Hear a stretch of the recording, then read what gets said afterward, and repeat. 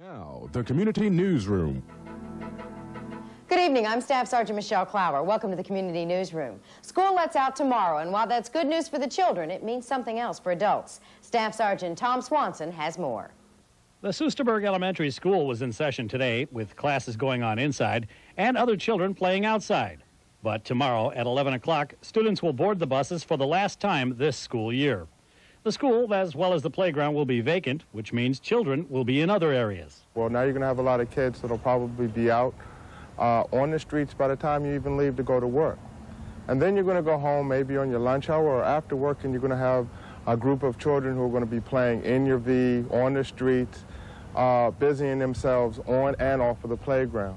This summer is also expected to be warmer than normal, so parents will need to ensure children take in plenty of fluids to help prevent heat exhaustion. It might behoove you to have that extra supply of water or condition your children now to come in and drink a liter of water per day and tell them about the dangers of heat exhaustion and the dangers of getting sunburned. By the way, the first day of the next school year is August 30th. Champus is here to help you. Senior Airman Darren Wiley has more. The Civilian and Health Medical Program of the Uniformed Services, or Champus, protects active duty members and their dependents. Small clinics like Soesterberg's 32nd Fighter Group Clinic can't provide constant medical attention to members and their families.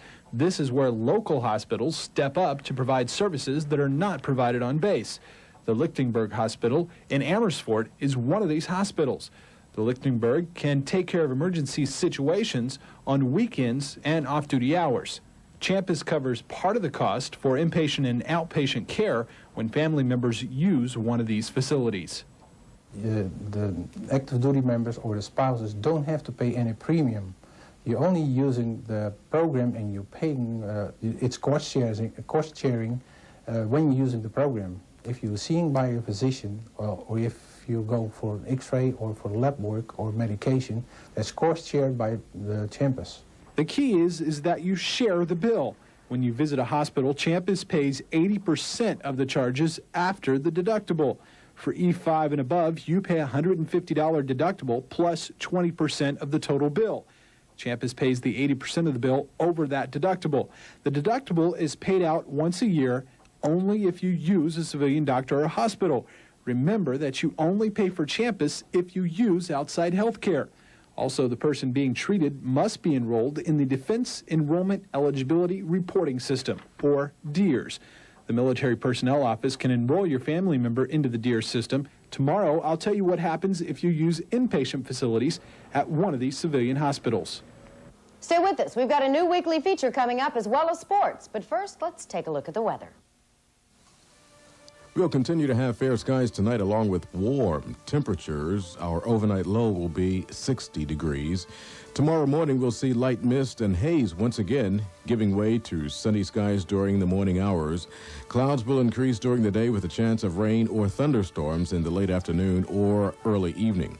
Winds will also pick up during the day. Expect a high tomorrow of 85 degrees, which, when coupled with a humidity factor, it's going to feel like 90.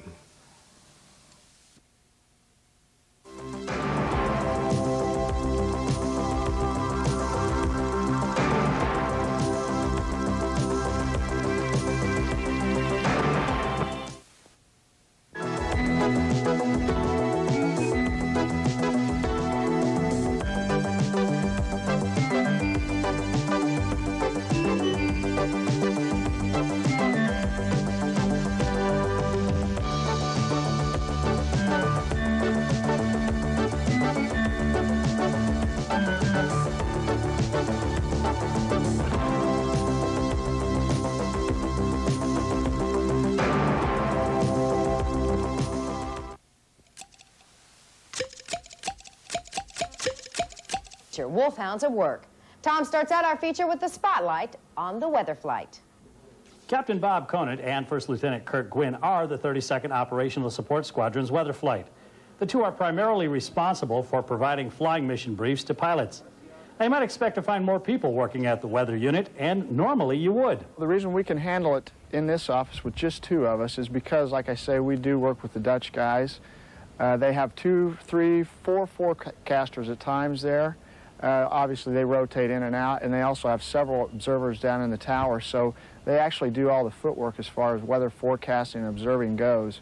We are in a liaison position here. We pass their information on to our pilots. The Soesterberg Weather Duo are also unique for another reason. We are the most unique weather organization within the weather service of the Air Force because of our mission here. We're the only ones that sit within the fighter squadron itself, whereas other units, other weather units will sit in a separate building, completely separated, maybe a mile, 2 miles from the flying unit. This way we have much of a closer face-to-face contact with the pilots.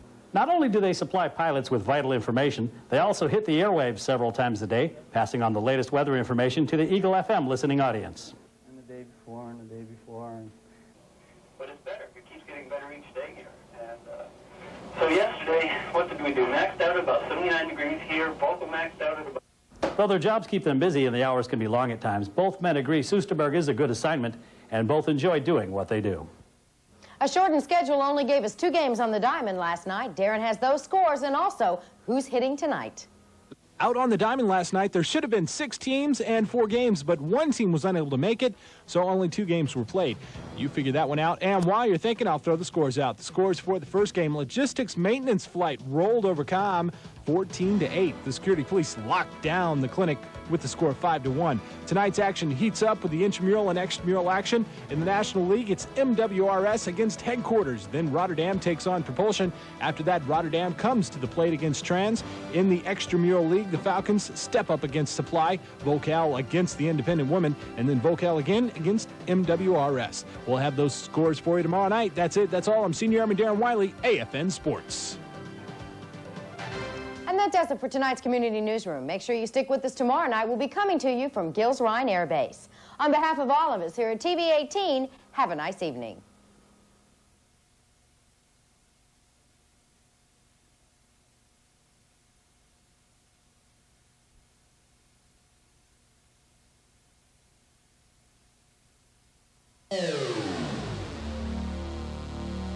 You're watching TV 18, Soesterberg.